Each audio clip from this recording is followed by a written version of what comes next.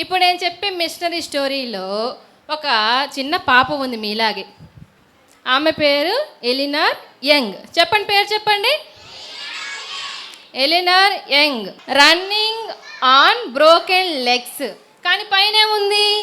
My journey to Joy. ఆమె legs లేవంట, కానీ ఆమె లైఫ్ ఎలా ఉందంట? జాయ్. అది ఎలా సాధ్యం అవుతుందా? అది ఎలా సాధ్యమైందో ఇప్పుడు నేర్చుకుందాం మనం, ఓకేనా? ఎలినార్ యంగ్ చూడండి ఒకసారి.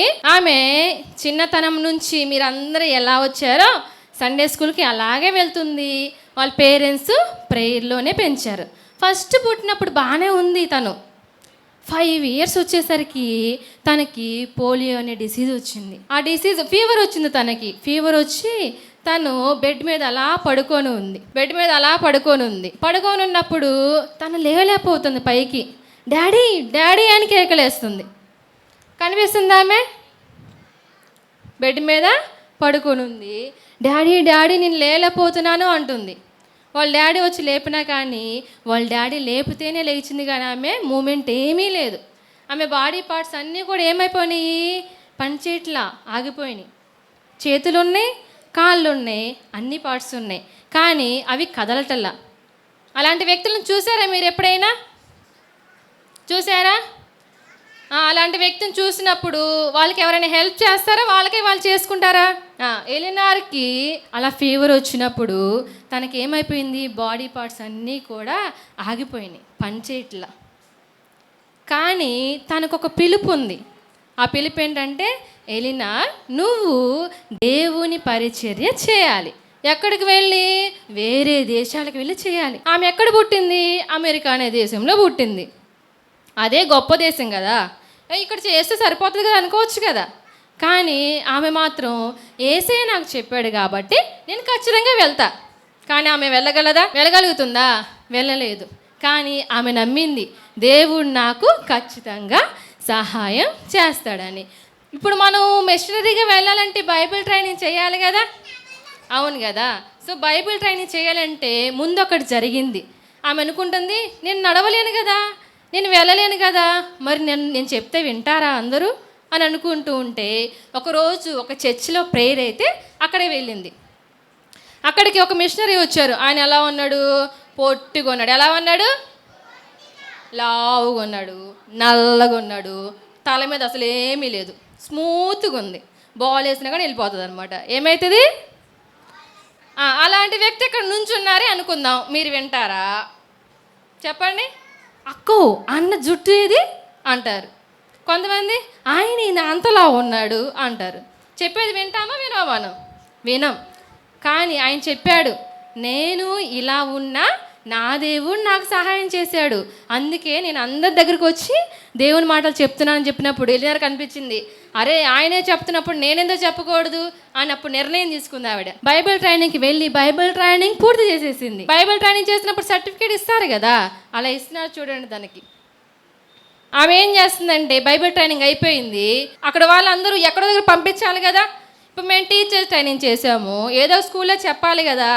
అట్లాగే అక్కడ వాళ్ళు ఏం చేశారంటే, నువ్వు పరిచర్య చేయాలి. ఎక్కడ చేయాలంట? నువ్వు ఎక్కడే చెయ్యి, కాళ్ళు లేవు చేతులు లేవు కాబట్టి నువ్వేం చేయాలి? ఎక్కడే చెయ్యి అని చెప్పారు. కానీ ఆమెకున్న పిలిపేంటి? వేరే దేశానికి వెళ్ళటం. మనమైతే మా అమ్మ దగ్గర ఉంటే సాల్లే, మా నాన్న దగ్గర ఉంటే సాల్లే, ఆడదా పోయే దేనికి అని ఎక్కడో ఉంటాం, అవునా కాదా? పక్క ఊరికి వెళ్ళమంటేనే మమ్మీ డాడీ లేకుండా వెళ్ళం మనం. కానీ ఆమె ఏం చెప్తుంది? నేను ఖచ్చితంగా వెళ్ళాల్సిందే అని చెప్పింది. వాళ్ళ సార్ వాళ్ళు అడిగారు, ఇప్పుడు మేము వద్దంటే నువ్వేం చేస్తావు అన్నారు. ఇప్పుడు మేము వద్దంటే నువ్వేం చేస్తావు అన్నారు. అప్పుడు ఆమె ఏం చెప్పిద్ది? అమ్మో ఇప్పుడు నేను గట్టిగా అరిచాను అనుకో, టీచర్స్ని కాబట్టి పిల్లలు ఏం చేస్తారు? మాట్లాడకుండా చెప్పింది అంటారు. కానీ ఆమె వినలా. ఏం చెప్పింది? మీరు పంపించకపోతే నా దేవుడు ఏం చేశాడు? నన్ను ఎన్నుకున్నాడు, నన్ను ఏదో ఒక మార్గం ద్వారా నన్ను నడిపిస్తాడు, నేను ఖచ్చితంగా ఎవరొకరి ద్వారా వెళ్ళిపోతాను అంది. అమ్మో అంత గట్టిగా చెప్పలేక భయం వేసింది వాళ్ళకి. భయం వేసి, సరే ప్రేయర్ఫుల్గా వెళ్ళాలి కాదు ఎక్కడికైనా వెళ్ళేటప్పుడు. ఇప్పుడు మేము ఇక్కడికి వచ్చాము, ప్రేయర్ చేసుకుండా వచ్చామా? సిద్ధపాటు లేకుండా ఏ పని చేయకూడదు. అందులోని దేవుని పని అస్సలు చేయకూడదు. మీరందరూ ప్రేయర్ చేసుకొని వచ్చారా? ప్రేయర్ చేసుకొని రాలేదా? ప్రేయర్ చేసుకునే వచ్చారు, వెరీ గుడ్. ఆమె వాళ్ళందరూ ప్రేయర్ చేసుకొని, సరే నిన్ను ఇండోనేషియాలోని కెమ్యూల్ అనే దేశాన్ని పంపిస్తాం. కానీ ఒకటి విను, అక్కడ ఉన్న వాళ్ళందరూ కూడా ఆల్రెడీ ఇలాగ ఒక అతన్ని పంపిస్తే అతను ఏం చేశారంట? ఏం చేశారు? అబ్బో మీకు బాగా అర్థమైందిరా లాంగ్వేజ్. ఏం చేశారు? చంపేశారు. వాళ్ళకి బట్టలు లేవు, సరైన ఆలోచన ఉండదు. చూడండి ఎలా ఉన్నారు, బాగున్నారు కదా. అక్కడ చూడండి అసలు వాళ్ళ బట్టలు కూడా లేవు. ఆమె పెద్ద అయిన తర్వాత ఏం పేరు? ఆమె పేరు ఎలినార్ యంగ్. సో వాళ్ళు అలా ఉన్నారు. అలా ఉన్న వాళ్ళ దగ్గరికి ఏమి వెళ్ళలేదు, తిరగలేదు, అందులో చంపేస్తారేమోనన్న భయం. నేనైతే వెళ్ళలేను, మీరెవరైనా వెళ్తారా చెప్పండి? మీరు ఆ ప్లేస్లో ఉంటే మీరు వెళ్తారా? బిగినర్స్ గ్రూప్లో వాళ్ళు ఎవరైనా వెళ్తారా? అలా ఉన్న వాళ్ళ దగ్గరికి వెళ్ళి పరిచయం చేయాలి. కానీ మీకు ఒక ప్లస్ పాయింట్ ఏంటంటే, అక్కడికి వెళ్ళినప్పుడు వాళ్ళు ఎలా ఉన్నారో అలాగే ఉంది, కొంచెం ఈవిడగారు. సో మనలాగే ఉన్న వాళ్ళు మనం ఏం చేస్తాం? ప్రేమిస్తాం కదా. అమ్మ మా అలాగే ఉన్నావు, నువ్వు కూడా హైట్ లేవు, వెయిట్ ఎలా ఉన్నావని వాళ్ళు కూడా ఏం చేశారు? ఆమెని దగ్గరికి తీశారు అని చెప్పి అన్నీ కూడా వినటం ప్రారంభించారు. ఆమె ఇంకక్కడ చాలా విధాలుగా ఏం చేస్తుంది? పరిచర్య చేయడం ప్రారంభించింది. ముందు వచ్చిన వ్యక్తిని చంపేశారు, ఏం చేస్తున్నారు? ప్రేమగా చూస్తున్నారు. అంటే దేవుడు ఏర్పరిచిన వాటిలో ఏమవుతుంది? మనం ఎంత భయంకరమైన పరిస్థితి అయినా దేవుడు మనల్ని ఏం చేస్తాడంట? ఖచ్చితంగా వాడుకుంటాడు. కాకపోతే అక్కడ కొంచెం ఒకటి జరిగింది ఏంటంటే, ఆమె పరిచర్య చేస్తుంది కానీ మళ్ళీ హెల్త్ ప్రాబ్లం, తను మళ్ళీ ఏం చేయలేకపోతుంది. అందుకని వాళ్ళు ఏం చేశారు? ఇప్పటి వరకు చేసావు కదా, ఇకు అమెరికాకి వెళ్ళిపో, తర్వాత ఇక్కడ వేరే వాళ్ళు చేస్తారని చెప్పారు. ఆమె వాళ్ళ భాష ఏంటిది? కెమ్యూల్ భాష. ఏం భాష? పలకండి ఒకసారి. ఆ భాషలోకి కొత్త నిబంధన ఉంది కదా, బైబిల్ ఉందా మీ అందరి దగ్గర? బైబిల్ని ట్రాన్స్లేట్ చేసి వాళ్ళ భాషలో, ఇప్పుడు చదవాలంటే కావాలి కదా, వాళ్ళ భాషలో ట్రాన్స్లేట్ చేసి వాళ్ళకి ఇవ్వడానికి వెళ్ళింది. వెళ్ళినప్పుడు వాళ్ళు ఎలా మారిపోయారో చూడండి ఒకసారి. ఎలా ఉన్నారు? హీరోల్లా ఉన్నారు కదా. ఫస్ట్ ఎలా ఉన్నారు? జీరోలా ఉన్నారు, ఇప్పుడు హీరోల్లా ఉన్నారు. నెక్స్ట్ చూడండి, ఆమెను ఎంత ప్రేమగా చూసుకున్నారో కదా వాళ్ళందరూ ఇందాకట్లాగా ఉన్నారా? కానీ కామెడీగా ఉన్న వాళ్ళని కూడా దేవుడు ఏం చేస్తాడు? తన మాటలు చెప్పి మార్చుకుంటాడు. అట్లాగే ఈమె ఎలినార్ యంగ్ ఎలాగైతే తనకంత బలహీనత ఉన్నా, బలహీనతలో ఎవరు మనకు బలం ఇస్తారో? యేసయ్య మనకు బలం ఇస్తాడు. మనము అబ్బో అదేందో కానీ సండే స్కూల్ టైంలోనే స్టమక్ పెయిన్ వస్తుంది కొంతమందికి. సండే స్కూల్కి వెళ్ళాలన్నప్పుడే నిద్ర వస్తుంది. అరే లేరా లేరా అంటది మమ్మీ. అప్పుడు మమ్మీ ఎలా కనిపిస్తుందో తెలుసా మనకి? పెద్ద సాతాన్లా కనిపిస్తుంది. అవును కదా, అది కామన్, అందరికి తెలిసిందే. ఇంకో మమ్మీ ఏం చేస్తుంది? తెచ్చో బకెట్ నీళ్ళు పోస్తుంది, అప్పుడు ఇంకా పెద్ద సాతాన్లా కనిపిస్తుంది. అంటే చిన్న స్టమక్ పెయిన్ ఉంటేనే మనం ఏం చేస్తాము? దేవుని పరిచర్యకి, దేవుని సన్నిధికి రావటానికి ఆలోచిస్తాం. అవును కదా. కానీ ఈమెకి అసలు బాడీ పార్ట్సే సరిగా పనిచేయట్లా. కానీ దేవుడు ఏర్పరచుకున్నారు కాబట్టి పరిచర్య చేయడానికి ముందుకెళ్ళింది. నేనేం చేయలేను అని అనుకొని ఉంటే ఆమె పేరు మనం ఇప్పుడు చెప్పుకునే వాళ్ళమా? లేదు కదా. నేను అసలు ఏం చేయలేను అనుకొని ఉంటే అంతమంది మారేవాళ్ళ? ఎలినార్ యంగ్ బాగుంది కదా. ఫస్ట్ చూసినప్పుడు చిన్న అమ్మాయి, ఇప్పుడు ఎలా అయిపోయింది? పెద్దవిడిగా మారిపోయింది. కానీ చిన్నతనం నుంచి పెద్దతనానికి వచ్చేటప్పటికి మధ్యలో ఏం జరిగింది? ఎంతోమందిని దేవుని దగ్గరికి నడిపించింది. మీరు ఇక్కడ కూర్చున్న వాళ్ళు కూడా ఆమెను దేవుడు ఎప్పుడు పిలిచాడు?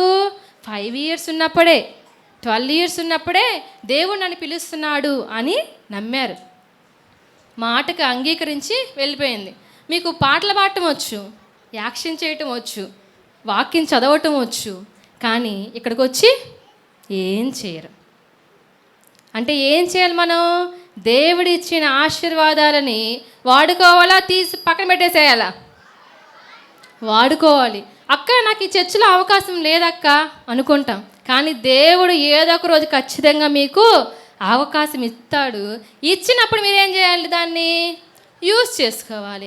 ఆమె వేరే దేశానికి వెళ్ళి ఎలా అయితే తన పరిచర్యను అంతటినీ చెప్పి మనుషులను మార్చిందో, అట్టి రీతిగా ఇక్కడ కూర్చున్న మీరందరూ ఇక్కడ కూర్చున్న వాళ్ళల్లో టీచర్స్ ఉంటారు, డాక్టర్స్ ఉంటారు, ఇంకేముంటారు, చాలా క్యారెక్టర్స్ ఉంటాయి, చాలా ఉంటాయి. కానీ వాళ్ళల్లో దేవుని పరిచర్య చేసేవాళ్ళు, దేవుడు ఏర్పరచుకున్న వాళ్ళు కూడా ఇక్కడ ఉన్నారు. అది మనం గ్రహించాలి. నేను చేయలేను అని కాకుండా ముందుకు వచ్చి, మన థీమ్ ఏంటో చెప్పండి ఒకసారి. నేను నా దేశాన్ని ప్రేమిస్తున్నా. ఇప్పుడు నేను ఎవరినైనా ప్రేమిస్తున్నాను అనుకో, నేను నిన్ను ప్రేమిస్తున్నా అని చెప్తే సరిపోతుందా? మాటల్లో చెప్తే సరిపోతుందా? కానీ మనం ప్రేమని వాళ్ళకి ఎలా చూపించవచ్చు? మనం చేసే క్రియల ద్వారా చూపించవచ్చు. అవును కదా? అట్లాగే ఈ దేశం అంటే నాకు చాలా ప్రేమని థీమ్ పెట్టుకున్నాం. మరి దేశాన్ని మార్చాలంటే మీరందరూ ఇక్కడే కూర్చోవాలా? అంటే ఇప్పుడు వెళ్ళబాకండి, లేచి తర్వాత, ఓకేనా? వెళ్ళమన్నది కదా, నీకు బ్యాగు మొత్తం సర్దుకొని వెళ్ళిపోయారనుకో, మీ మమ్మీ వాళ్ళు నా దగ్గరికి వస్తారు. మీకు ఇచ్చిన ఆశీర్వాదాలని ఏం చేయాలంట? దేశం మార్పు కొరకు మీరు ఉపయోగించాలి. ఓకేనా? దేవుడు మిమ్మల్ని పరిచర్యకు వాడితే, అది చిన్న పరిచర్య అయినా కానీ దేవుని కోసం మనం ఏం చేయాలంట? యూజ్ చేయాలి. పాట పాడు అంటే వచ్చి ఏం చేయాలి? మీరందరూ పాట పాడాలి. ప్రార్థన చెయ్యంటే ప్రార్థన చెయ్యాలి. బతిలాడించుకోకూడదు. నువ్వు వద్దంటే దేవుడు ఎవరో ఒకరికి అవకాశం ఇస్తాడు ఖచ్చితంగా. కాబట్టి దేవుడిచ్చిన ఆశీర్వాదాలని మనము ఏం చేయకూడదు? దుర్వినియోగం చేసుకోకూడదు. ఏం చేయకూడదు? దుర్వినియోగం చేసుకోకూడదు. యూజ్ చేసుకొని దేవుని కోసం ఇంకా దేశ విదేశాలకు వెళ్ళి ఫ్లైట్లో ఏం చేస్తారు? ఫ్లైట్లో వెళ్ళి ఆత్మలో శుభ్రత లేకుండా ఉంటారు కదా, ఆ ఆత్మలను కడిగి రక్షించాలి మీరు అందరూ. ఓకేనా? అర్థమైందా మీ అందరికీ?